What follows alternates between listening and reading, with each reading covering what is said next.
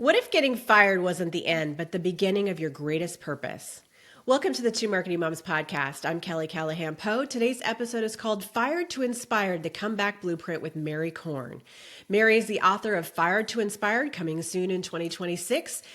The CEO of MPK Enterprise Holdings, the former CEO of Pearl Interactive Network, a for-profit social enterprise employing over 1,300 people across 30 states who face barriers to employment. Welcome, Mary. It's an honor to be here, Kelly.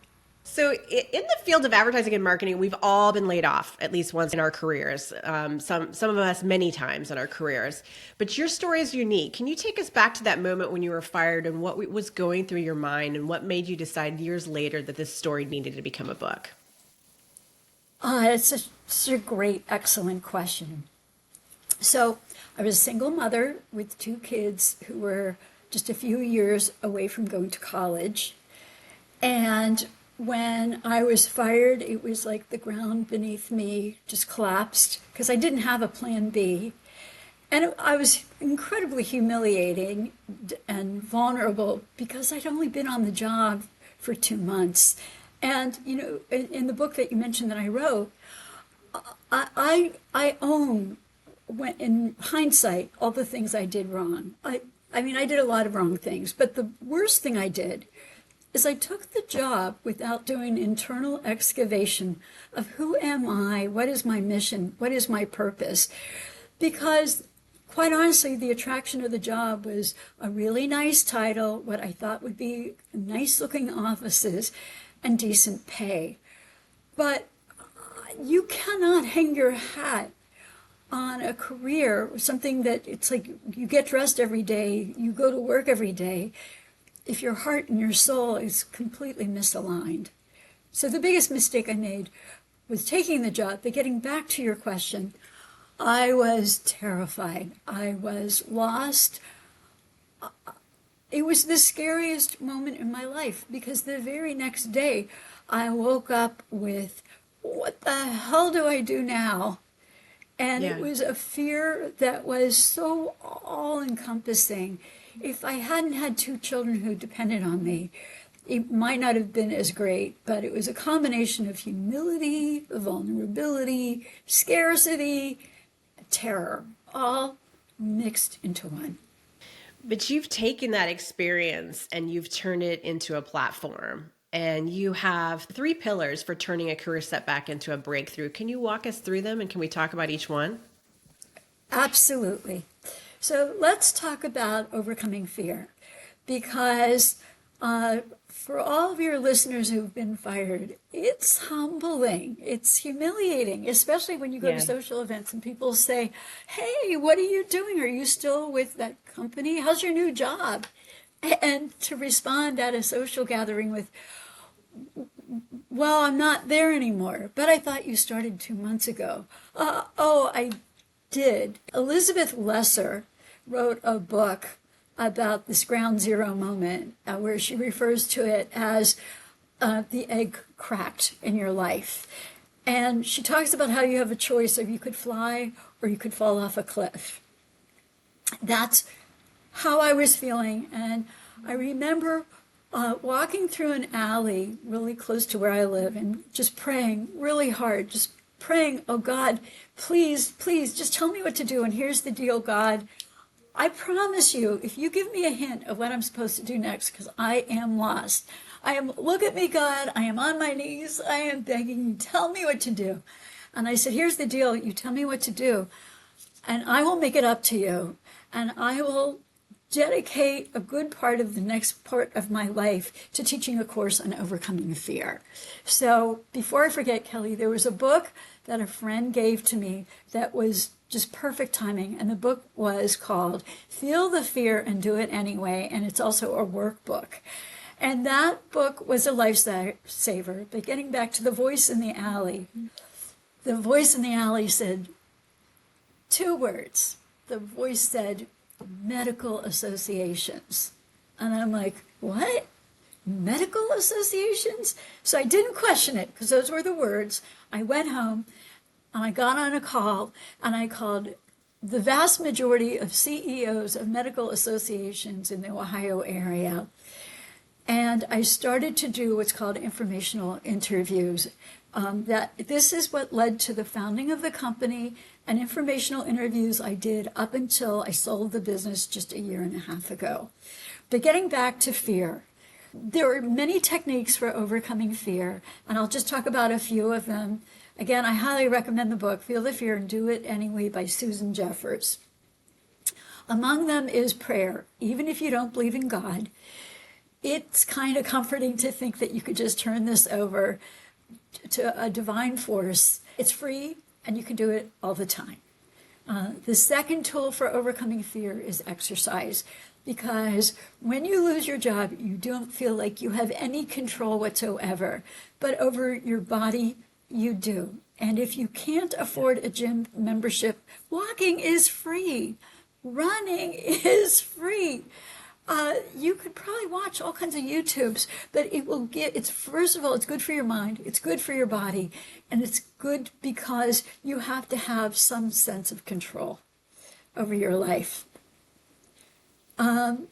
Just two more techniques and we can move on to the other pillar. The other one is do something for someone else. So you can get so stuck in your head that all you're thinking about is, oh my God, oh my God, oh my God. And this fear can be paralyzing, and it could keep you stuck. But you don't have to stay there. There's a whole slew of techniques. But do something for someone else. Another book I highly recommend is The Power of Now, written by Eckhart Tolle. Yeah. And he wrote this book about the fact, and this is when he was on the cusp of feeling suicidal because he was so overwhelmed. And you cannot control the past. You don't know what the future will hold. But if you just take a breath and do what the Buddhists say to do, which is focus on this moment, breathe in this moment, it's a wonderful coping technique. And the final one is appreciate what's good. So you lost your job, or you're stuck in a job you cannot stand. If you rephrase the fact that you're now on a journey of discovering what you do next, and look at how lucky you are that you know how to use your fingers, you have eyesight, you have your brain, you have the people in your life you love, you have to focus on what's good. Because Kelly, as you mentioned at the beginning, I ended up starting this social enterprise that hired the most disabled people with the greatest barriers to work. They taught me, the people who were blind and had no use of their hands, they were so excited to work. And I even had some employees who couldn't get out of bed. They had to have people get them out of bed, and they were fed with straws. And they were grateful to work. And that was humbling and a great, great lesson. So that's the first pillar, is you got to get unstuck from that fear, because if you can't get out of that space, it's really hard to move on. You call it suck it up, overcome the fear, correct? Well, that's a good way to say it. I don't mean to sound harsh. But you got to get over it. You just got to, because otherwise you just stay under the covers and you don't get out of bed. And most people can't afford that, mentally, physically, and financially. You had some deep inspiration in terms of overcoming fear with your mother. Could you tell that story? Yes. So there were two inspirations for what happened next, but we'll start with my mother.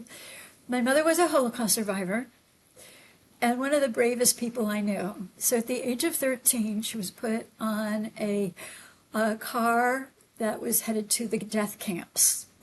And while she was on the train with her sister, she saw the apparition of her grandfather, who said, "You have to jump from this train.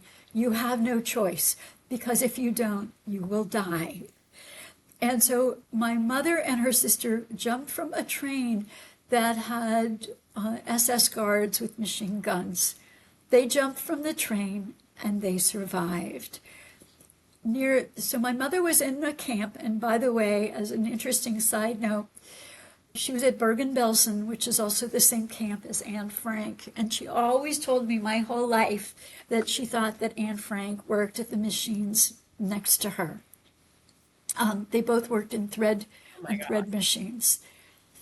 So near the end of the war, Hitler evacuated the camps and led the death marches. So if you were on a death march and you fell, you were shot. And my mother Yeah. knew she wouldn't survive that. So she ran away and she hid in a barn. And just the virtual fact that she ran away, she at any moment she could have been shot, and she knew that. So fast forward, she met my father, they divorced, she came to this country with $125 to her name. She was a single mom with 2 kids under the age of 8. So as I'm going through all this journey of, oh my God, what do I do next? I channeled the bravery of my mother, because giving up is not an option. You could say suck it up and move on. Giving up is not an option. It just isn't. For anyone listening, it's never an option. But my mother was a great role model, because she My lost gosh, what a everybody in her story. family.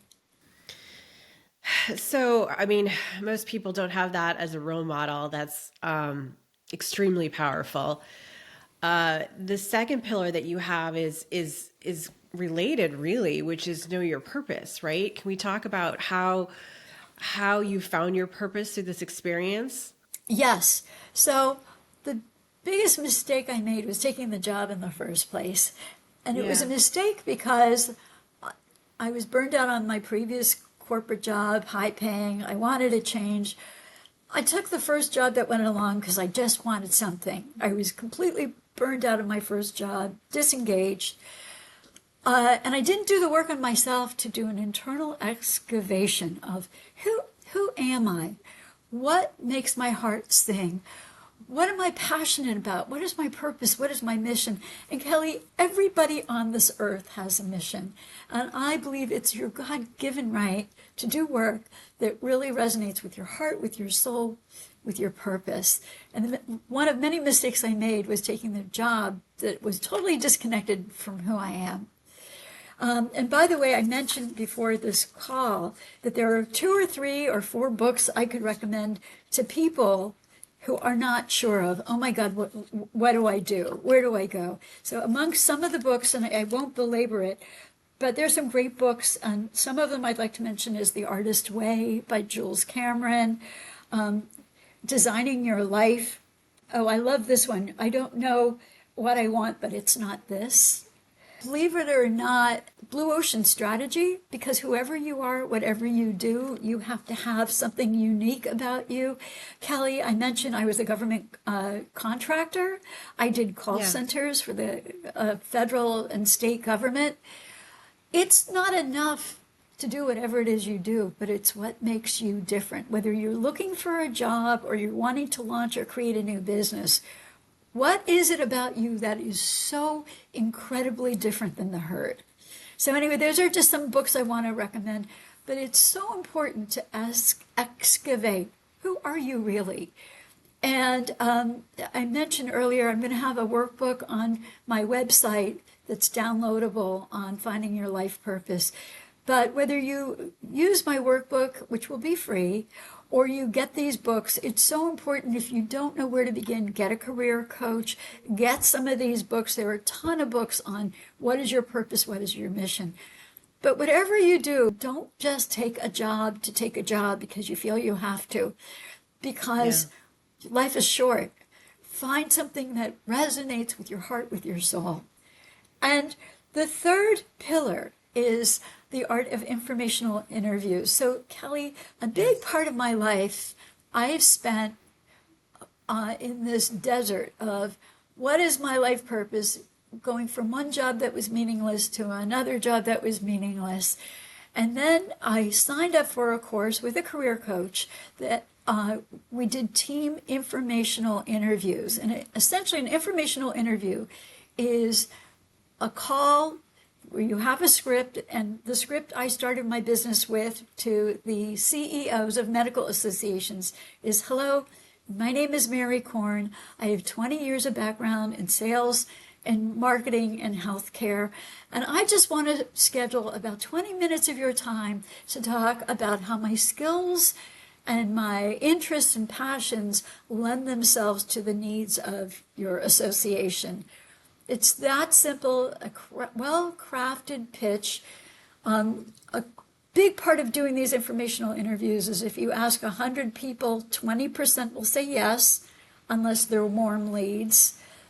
And when you do those informational interviews, learn everything you can about the person you're going to meet with and about the industry, about the company they work for.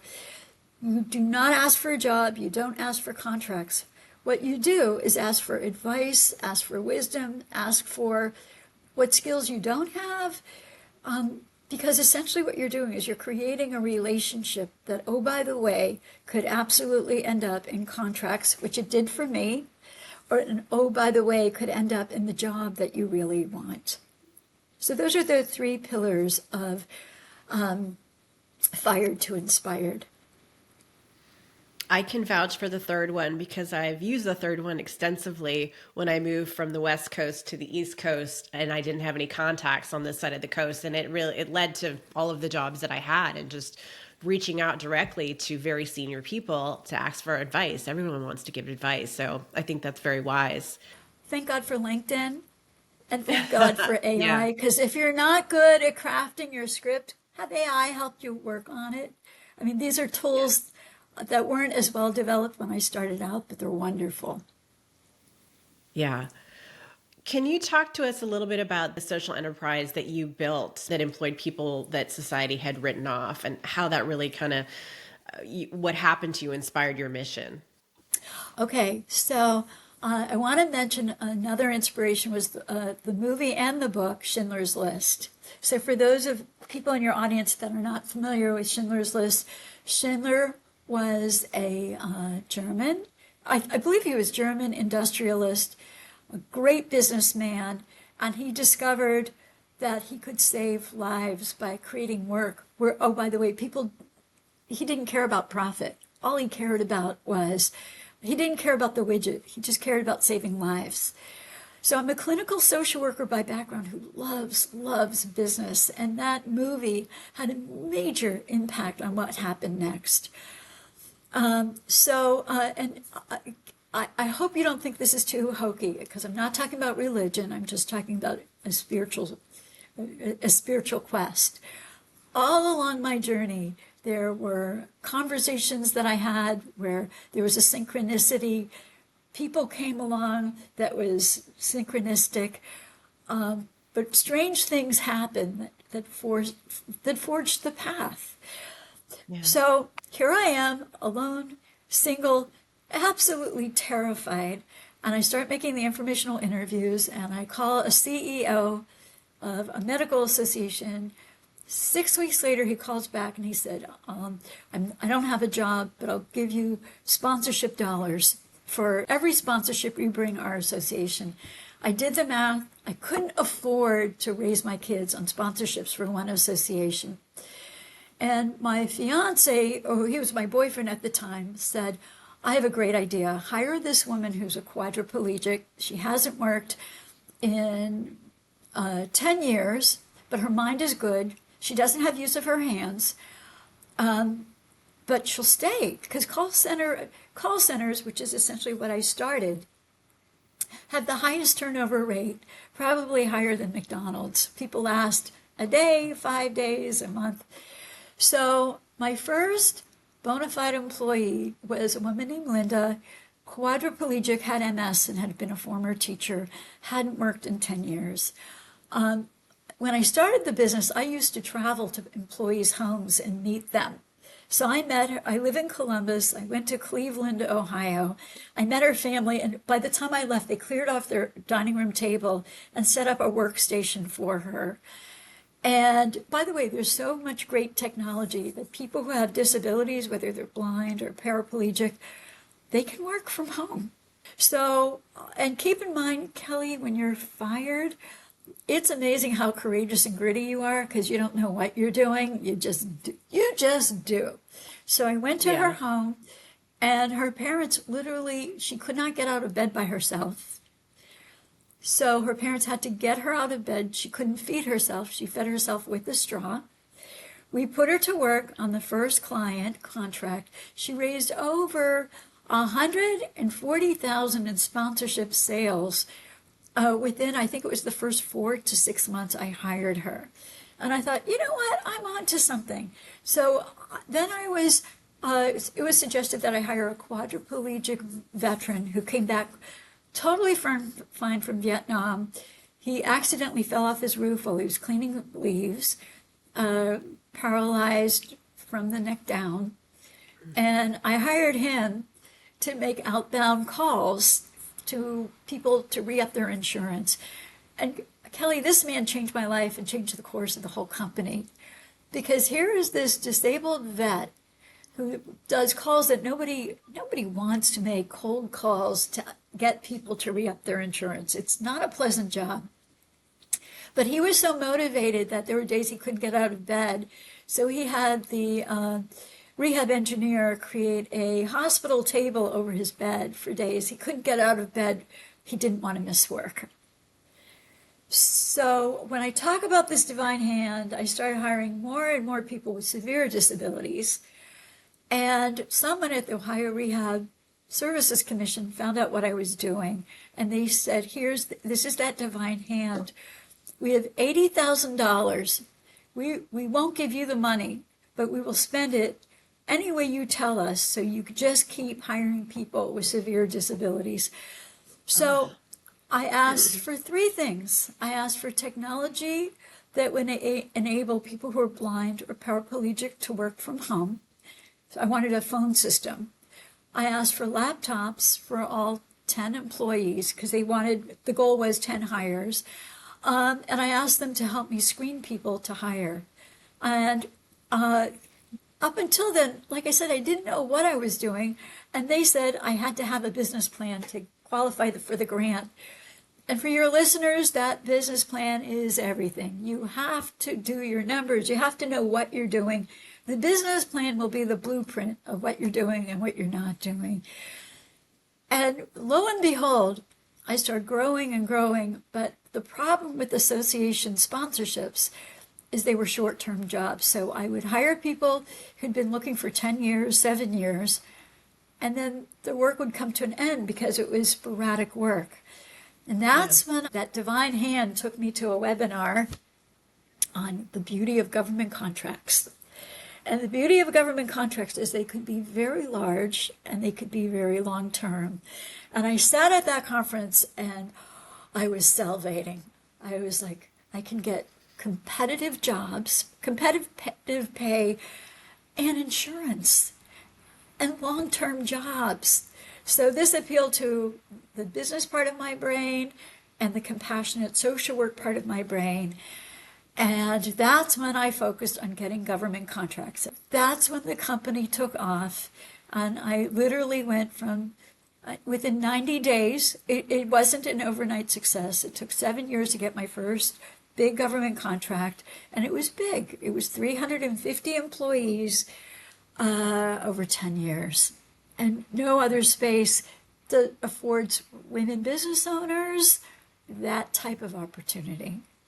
So that company grew to 1,300 employees in 30 states, and I sold the company.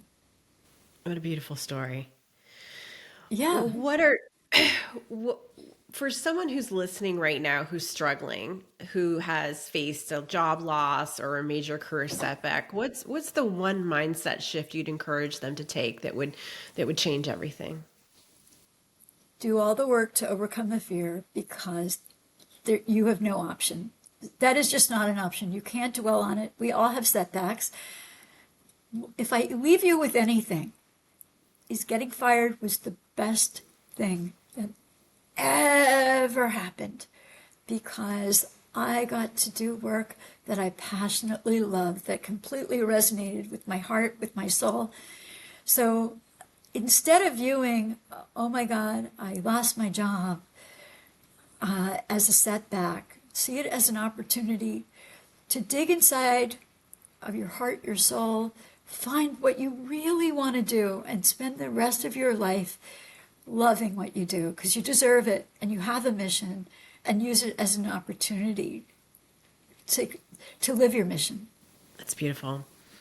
Well, thank you so much for your insights today, Mary. I will include all of the books that you mentioned and the workbooks in the transcript on tomarketingmoms.com. Don't forget to subscribe and share, and thanks for joining.